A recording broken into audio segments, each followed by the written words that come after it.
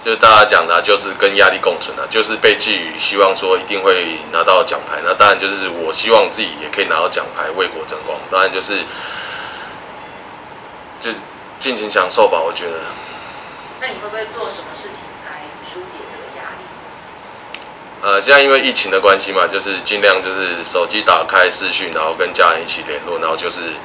把自己可能训练的、啊、或者什么生活周遭的事情，就是分享出来，可能就是透过说出来，心里可能压力就不会这么大。那世峰在前一阵子在测试赛达标取得奥运资格，那有伙伴一起去奥运的感觉怎么样？应该会觉得比较轻松嘛，对啊，就会像去训练或者去玩的感觉。再来是公司的小慧提问，这次非常OK， 它跟上一个问题其实差不多，就是说世峰也是你们一起拼战很久的伙伴，那你自己知道世峰也 OK 的时候的感觉呢？就当你知道世峰可以跟你一起去的时候，除了轻松。我当下当然我不会有什么轻松不轻松感觉，就当然替他高兴了，因为就是我们两个努力了这么久，然后终于一起站上同一个世界最大的舞台，对，然后当然就是希望说我们在同一场竞技的时候会有一个很好的表现，然后就不要在乎我们的胜负，就是把自己给突破是最重要的。在奥运现在是最后一个阶段，就是训练的阶段，之前的话可能没有去设定说要投到几公尺，然后想要达到前几的成绩。但是近期的话，就是越来越近的时候，就会给自己一个目标，说希望可以射进前3名的。然后觉得要夺牌的公尺数，我觉得会落在第3名的话，起码89公尺以上。好，那永伟可以跟我们分享一下第一次踏上奥运殿堂，自己面对奥运的心情。我觉得是会兴奋的，因为这个也是我从小的算是一个梦想。对，那很兴奋没错，可是我觉得就是还是要专注在我自己现在正在准备的这个当下，然后每一次的训练以及每一次的，就是在柔道进行中的每一个时刻。那现在这一次是你生涯首度就是挑战奥运，那但是就遇到了疫情，那你心情是怎么去面对的？我觉得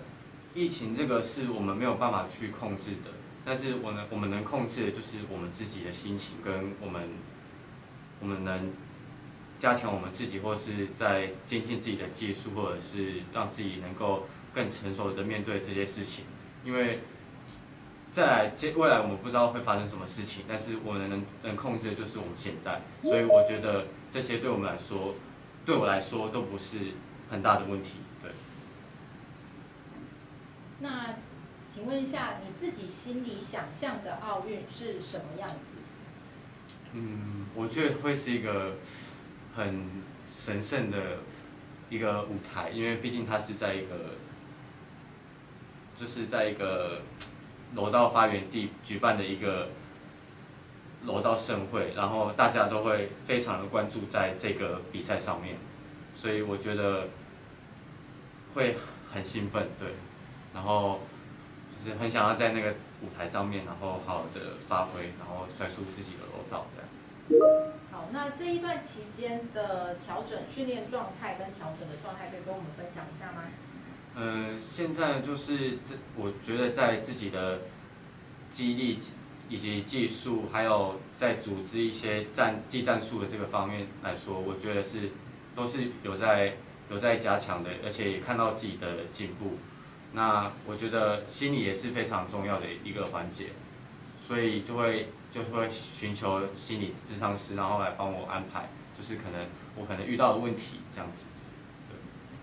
有没有特别觉得哪几位选手可能比较不好对付？那这些对手分别会有哪些优势？我觉得日本选手他就是应该会更关注我这几场比赛的一些影片吧。我觉得可能就是他们锁定的一个对手之一，但是相对的我也会锁定他。对，就是因为他在技术上面是非常的细腻，以及他在技术上也是非常成熟，还有他的经验也是非常的比我还要来得多，所以我觉得就是可以再针对他在技战术方面再更细腻一点点。好，那对于奥运的期待跟目标？我不会太期待，但是我心里会设下金牌这个目标，但是我一样还是会把自己就是专注在当下，然后好好的比每一场的比赛，然后摔出自己的柔道，这样。